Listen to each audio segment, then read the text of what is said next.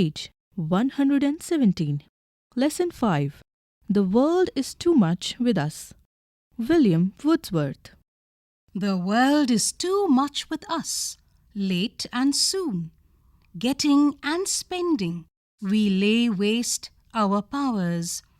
Little we see in nature that is ours. We have given our hearts away, a sordid boon. The sea that bares her bosom to the moon, the winds that will be howling at all hours, and are upgathered now like sleeping flowers.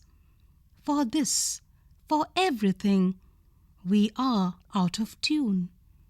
It moves us not. Great God, I'd rather be a pagan, suckled in a creed outworn. So might I, standing on this pleasant lea, have glimpses that would make me less forlorn, have sight of Proteus rising from the sea, or hear old Triton blow his wreathed horn.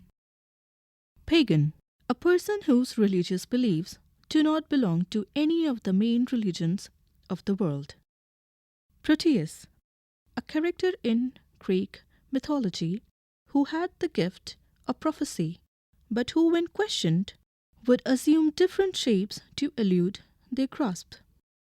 Triton, a sea deity in Greek mythology who is generally represented as blowing a shell, his body above the waist being that of a man, below it of a dolphin.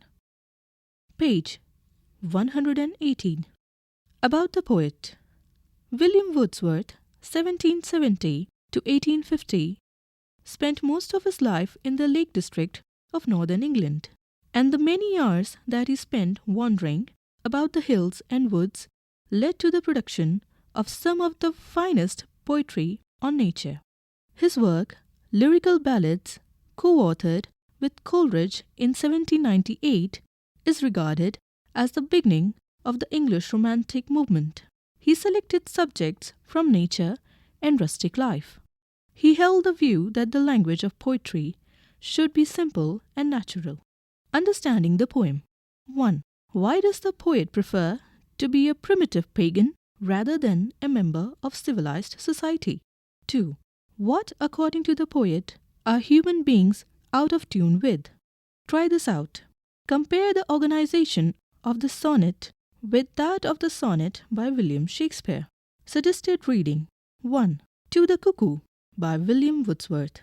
2. The Solitary Reaper by William Wordsworth.